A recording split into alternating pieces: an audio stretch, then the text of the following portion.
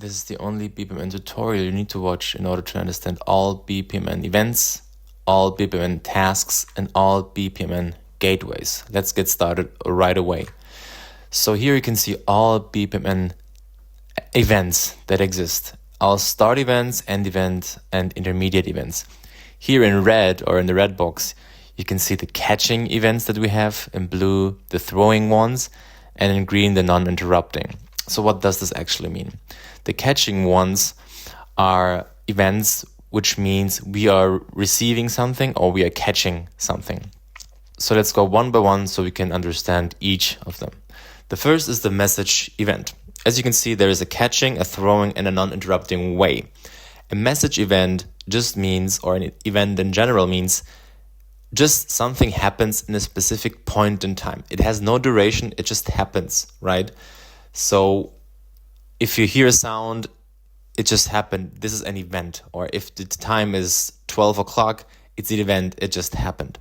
And the message event is just that a message got received. The first icon here in the catching is the message start event. So a process gets started by receiving a message. The second event is also catching. This means the process is catching a message during the process because of the two lines around the letter symbol, the two lines. This means this is an intermediate event. So during the process, this happens. Then we have the throwing events. Throwing events are always more black or more filled from a color perspective. So the black letter here with two lines means we are sending a message, not receiving, we are sending a message during the process. And with the thick black line here, this is an end event. So we are finishing the process with a throwing message we send out to someone else. Then we have non-interrupting. So it means later in this video, I will show you what exactly non-interrupting events are, but you can recognize them by these two lines, which are dotted, so to speak. They're not solid, they are more dotted with spaces in between. And this means later it's not interrupting the process, but later more to this. Then the next category of events is the timer event. This is not like a message, it's like a time has arrived, so to speak.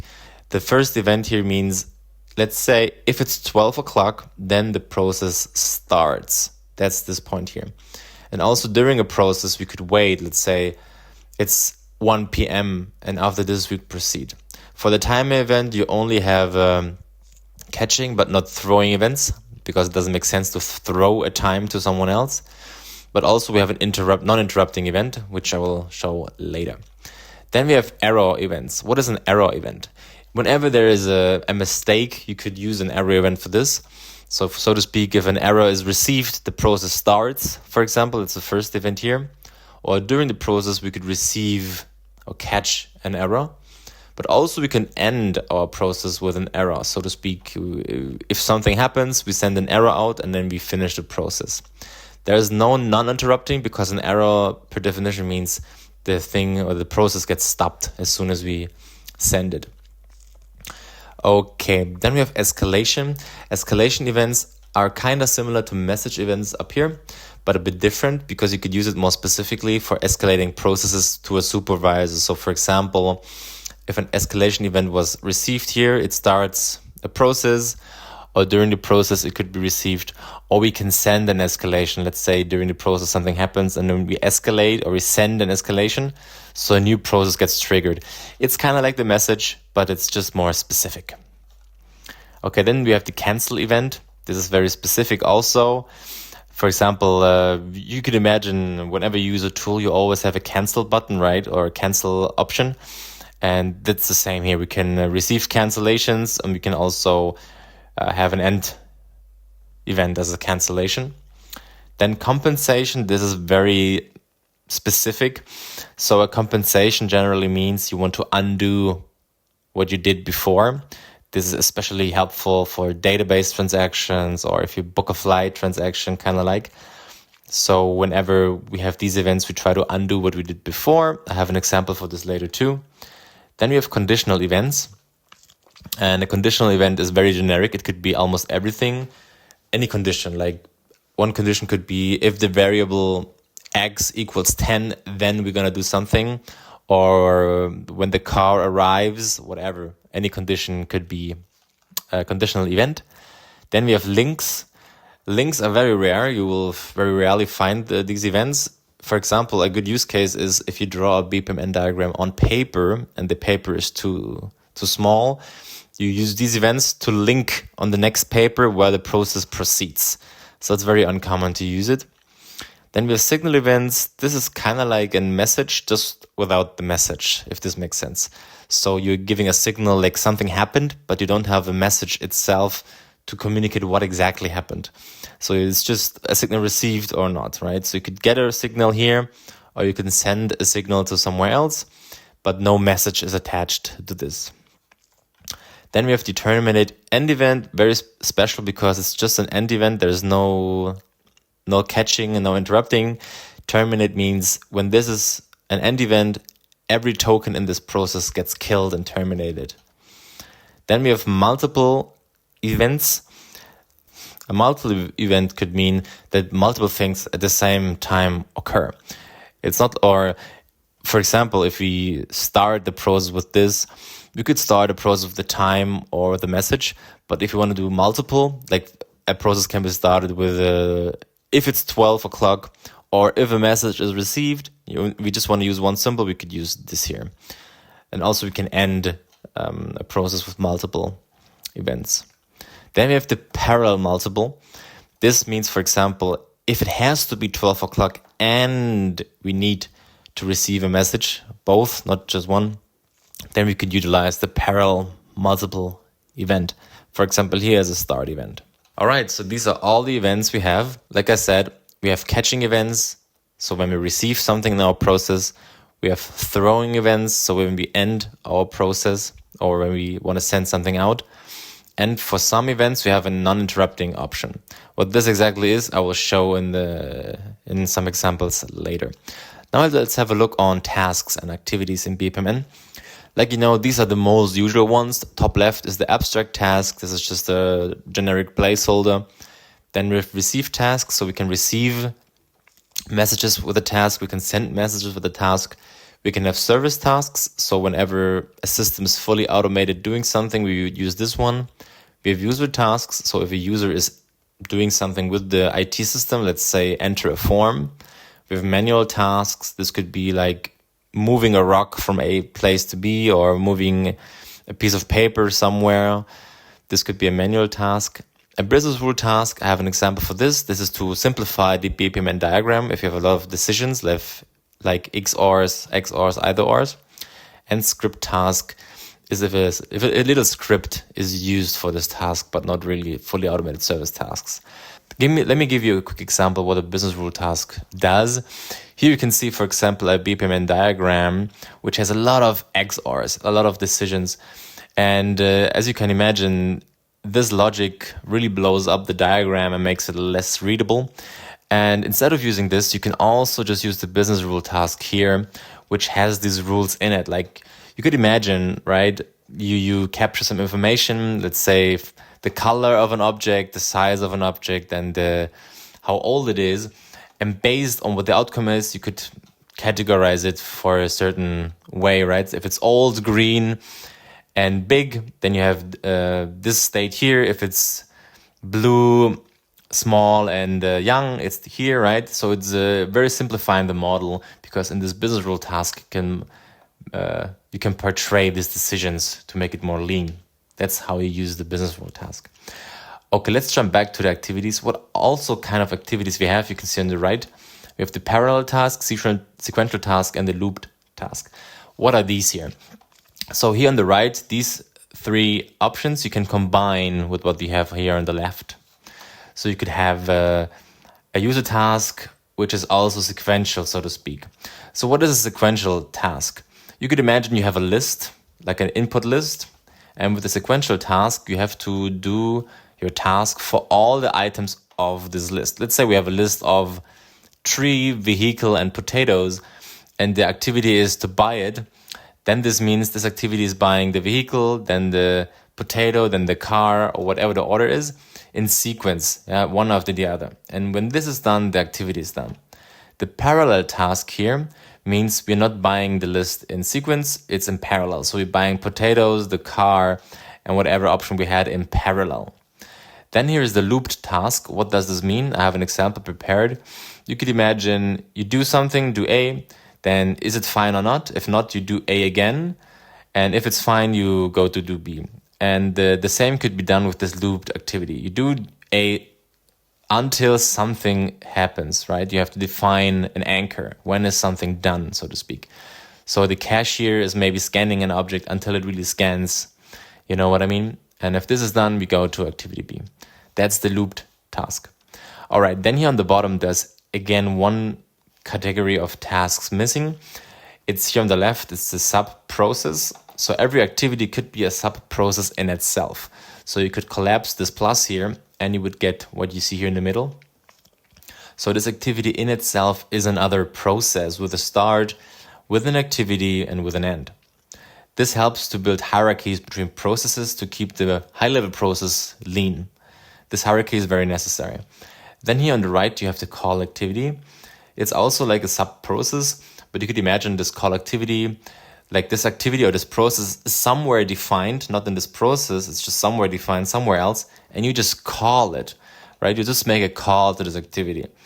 This helps if you store your processes in several places or in several units, then you can just simply call them without defining them themselves. A normal sub-process, like here on the left, would be defined in the high-level process. And if you reuse it often, it would make sense to make a call activity for this. Okay, I think that's everything you need to know about activities. Now let's have a quick example where this is meshed in. So you have a start on the left, end on the right. So you do something manually. Here's this hand symbol for manual task. You do it in the loop until something is happening. Then B happens, so do B. The service is doing it full automatically. So this user has not to do anything. And then we do C, which is a sub-process in a call activity. So we're calling a process, whatever this process does. And after that is done, the process here is finished. Cool. Let's now combine tasks and events together. As you can see here on the left, we have do A, do B, and do C activities. Usually, now you can see here we have this timer event, which is an interrupting event. What does this mean? You can see this event here has solid lines, and here on the right, it has dotted lines. The solid lines means it's an interrupting event. So we are doing A, and after 10 minutes, if A is not done, we are still in A, and after 10 minutes, this interrupting event gets triggered, meaning we will leave activity A, so we stop activity A, and we will do activity C. Activity B, in this case, will never be conducted. However, if we finish A before the 10 minutes, then we will do activity B. In contrast, on the right side here, we have this non-interrupting event. So this means we do A, and after 10 minutes, this non-interrupting event gets triggered, so we will do C, but we will not interrupt A. This means in the end, we will do activity A, activity B, and activity C, because this timer event here is non-interrupting. However, if we finish activity A before the 10 minutes have passed, then we will do activity B, and activity C never gets conducted. That's the difference between non-interrupting events here on the right and interrupting events here on the left. Of course, you could use, instead of a timer event, anything else, like a message event, like a signal event, whatever you want to use for. I'll also have prepared an example with an error and compensation event. So let's say we do A, and while we do A, it might happen that an error occurs. And in this case, we catch this error here with this interrupting error event. And whenever an error gets catched, we have the compensation and the event. So we are trying to compensate what happened before. So let's say do A has written something into a database or has written something into somewhere else. And if we have an error here, we try to compensate for this. So we try to reverse it or undo it. However, while doing A, if no error occurs, we just do B. And the path down here will never be conducted. That's how you could use catching error events and compensation.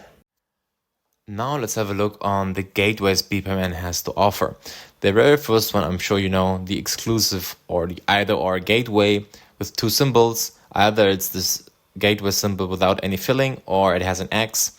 And as you know, the exclusive OR gateway means only one path of here can be chosen. For example, is the traffic light green? Yes or no. Only one is true, never two. Or you could make a different decision. Is the variable equals to 1 or is it else, right? So you have only one path is true and valid. Then we have the event-based gateway, also two representations here. And the event-based gateway is based on the events. So let's say you could wait for a call to happen or for a time to pass. And whatever happens, the event-based gateway is routing you the right way. Then you have the parallel event-based gateway. In contrast to the event-based gateway, now multiple events should happen before we can proceed. So it's not like only the time has to occur or a message has to be received. Both now. With the parallel event-based gateway, we only move on, for example, if it's 12 o'clock and the event of a message occurred. Only then. That's the parallel event-based gateway. Then we have the inclusive gateway. The inclusive OR is different to the either or here on the top. The reason is the either or only allows one path to be chosen. The inclusive OR means at least one path has to be chosen, sometimes more than one path. It depends on the conditions you have on each path. So whenever we say, today I go to the cinema or I go to the bakery, usually in normal language, we mean an either or, so we do one of the two.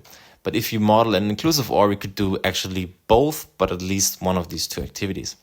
Then we have the complex gateway. And the complex gateway is you use it whenever you cannot use anything else. Because with the complex gateway, you can define the rule in the gateway itself. Let's say, for example, you send out messages and you can receive back the answer from someone, but as soon as you have two answers from however many people, then you want to proceed, right? It could be like 10 answers come back, but as soon as you have two, you move on with the process. In such a scenario, you would use the complex gateway. And last but not least, the parallel gateway. I'm sure you are familiar with this too.